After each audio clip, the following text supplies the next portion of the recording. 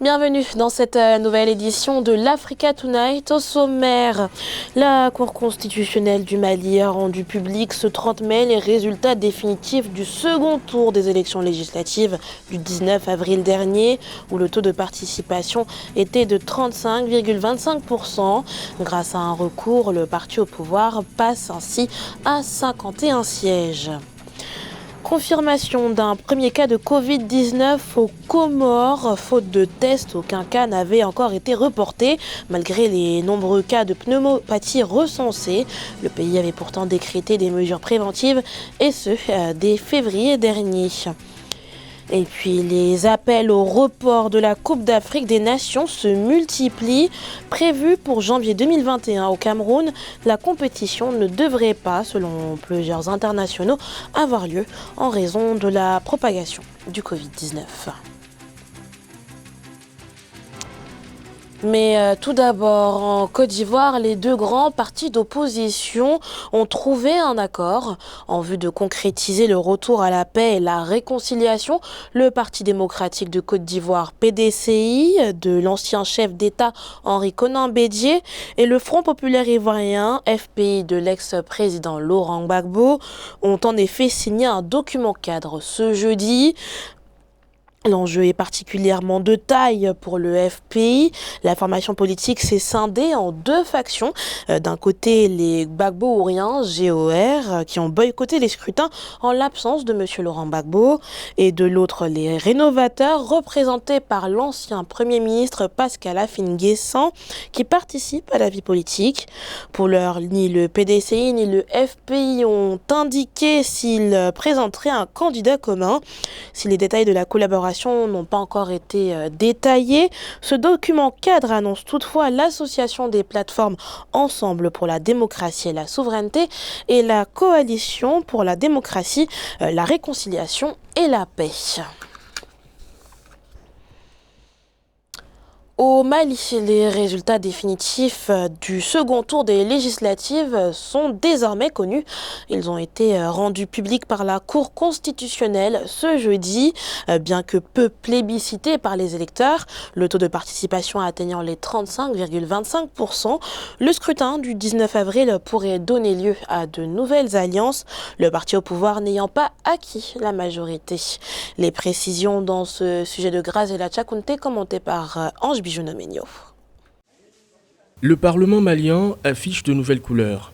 Une vingtaine de partis politiques y seront désormais représentés selon les résultats définitifs du second tour des élections législatives du 19 avril, rendus publics ce jeudi par la Cour constitutionnelle.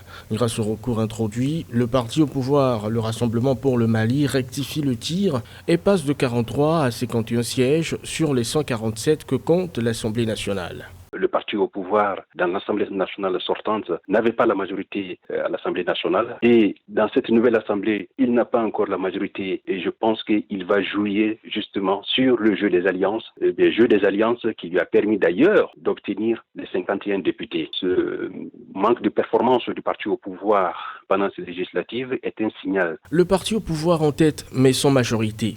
Il devra donc composer avec ses alliés.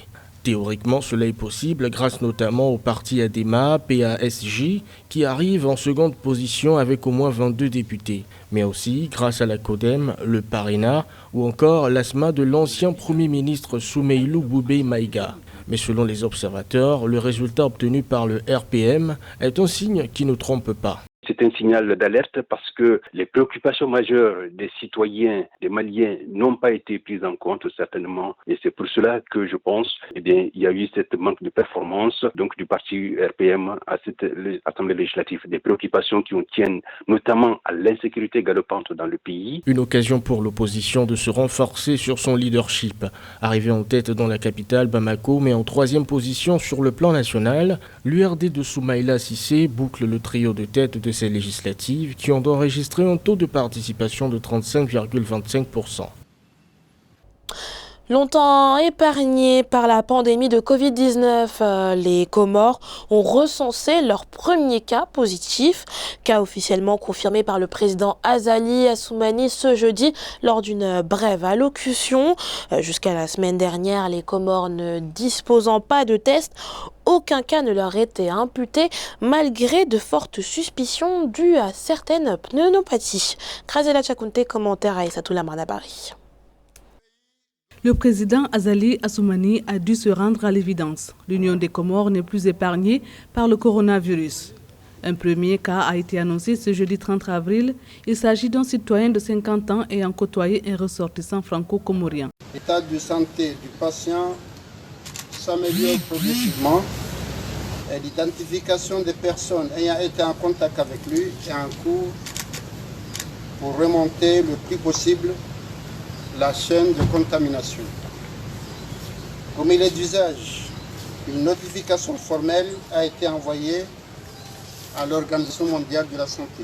Le gouvernement a pourtant anticipé pour ne pas avoir à subir. Dès février, des voyageurs ont été placés en quatorzaine, les écoles et mosquées fermées et les rassemblements de plus de 20 personnes prohibés. Dernière mesure en date, l'instauration d'un couvre-feu de 20h à 5h, qui a été transgressé à plusieurs reprises. Mon gouvernement a pris d'importantes mesures pour renforcer la prévention contre l'importation du Covid-19 dans notre pays, notamment par la mise en place d'un comité national de cadres de gestion et de coordination de la crise, le renforcement des capacités des agents de santé et la surveillance épidémiologique au niveau des portes d'entrée, la sensibilisation sur les mesures barrières et d'autres mesures de restriction de voyage et de transport. Des mesures supplémentaires, mais pas de confinement total pour éviter un drame social. La majorité de la population des Comores vit en effet du secteur informel. Le président Assoumani en appelle donc à la responsabilité de tous les citoyens pour endiguer la propagation de la pandémie. Coronavirus toujours, mais au Cameroun, cette fois-ci, le Cameroun où le bras de fer s'intensifie entre le régime et l'opposant Maurice Kamto autour de la lutte contre le Covid-19. Le don de 10 000 masques barrières, 6 800 masques chirurgicaux et 950 tests de dépistage de Covid-19 de Maurice Kamto a en effet été rejeté par le ministère de la Santé. Ce dernier estime que la structure Survival Cameroun, impulsée par Maurice Kamto, n'est pas une association reconnue. Un revers qui intervient après que le gouvernement ait fermé les comptes de l'association Survival Cameroun par défaut de respect des règles administratives. Pour contenir la propagation du Covid-19, de nombreux États ont fait le choix du confinement, à l'instar du Kenya, une mesure de distanciation sociale qui représente une véritable opportunité pour l'opérateur téléphonique Safaricom.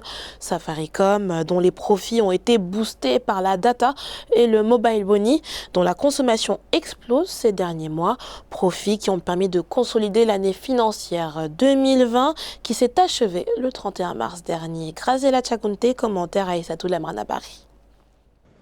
Pas de nuages à l'horizon pour Safaricom. Dans la morosité économique ambiante liée au Covid-19, l'opérateur kenyan de téléphonie mobile savoure discrètement les bons chiffres enregistrés depuis 2020. Concrètement, le bénéfice avant intérêt, impôts, dépréciation et amortissement a grimpé de 13,5% et s'est stabilisé à 101,5 milliards de shillings. Une performance tirée par les segments de la data mobile et du mobile money, particulièrement sollicités dans ce contexte de crise sanitaire. La pandémie de Covid-19 représente une opportunité pour Safaricom de tirer parti de ses capacités numériques et de donner pour soutenir les clients et la communauté pendant cette période difficile et tout au long du processus de récupération. Nous nous concentrerons sur le développement d'une gamme de produits et services numériques qui apporteront des solutions durables aux défis dans des secteurs tels que l'agriculture, la santé, l'éducation et les services essentiels. Ces bons résultats n'ont pas été sans prise de risque. Safaricom a lancé en octobre 2019 une offre voix et data illimitée qui représente actuellement 40% des revenus du segment et l'entreprise ne compte pas s'arrêter en si bon chemin. Un partenariat est annoncé avec Google pour renforcer la pénétration du mobile au Kenya. Alors, ce qu'on dira de Safaricom, c'est que c'est une entreprise qui a su très rapidement s'adapter à l'évolution et aux attentes de ses clients. Safaricom a vraiment su tirer avantage de toute la dynamique de l'entrepreneuriat, du développement économique et des initiatives d'investissement qui ont permis que le Kenya devienne un véritable pôle en Afrique de l'Est et dont des entreprises comme Safaricom étaient au rebond pour saisir l'opportunité de la manière la plus concrète. Safaricom fait donc partie des entreprises qui tirent leur épingle du jeu en cette période de pandémie. Et malgré l'incertitude des prochains mois, l'entreprise reste confiante quant à sa capacité à résister à la crise. Et si les plantes étaient la solution face au Covid-19, si Madagascar en a fait le choix avec son Covid Organics, le Cameroun pourrait bien lui emboîter le pas. Monseigneur Samuel Cléda, archevêque de Douala, réputé pour ses travaux sur la phytothérapie, dit avoir trouvé un traitement à base de plantes, un médicament qui se veut efficace dans le traitement des patients atteints de Covid-19. Neil Clédébessa. Au moment où s'intensifie l'offensive contre le coronavirus en Afrique, les chercheurs, médecins, phytothérapeutes et tradipraticiens se sont lancés à la quête du médicament pour endiguer cette pandémie. Au Cameroun, l'archevêque de Douala, Monseigneur Samuel Cléda, a découvert un remède phytothérapeutique pouvant agir contre le Covid-19. Tout comme le Covid organique produit à Madagascar, le produit proposé par le prélat est un concentré de plantes naturelles. Le produit que j'ai mis sur pied est très efficace contre le coronavirus. Ces produits sont fabriqués à base de produits naturels. Il n'y a pas de produits chimiques dedans. Le produit sera toujours gratuit. Mais nous sommes en train de nous organiser et nous essaierons autant que possible de mettre le produit à la disposition de tout le monde.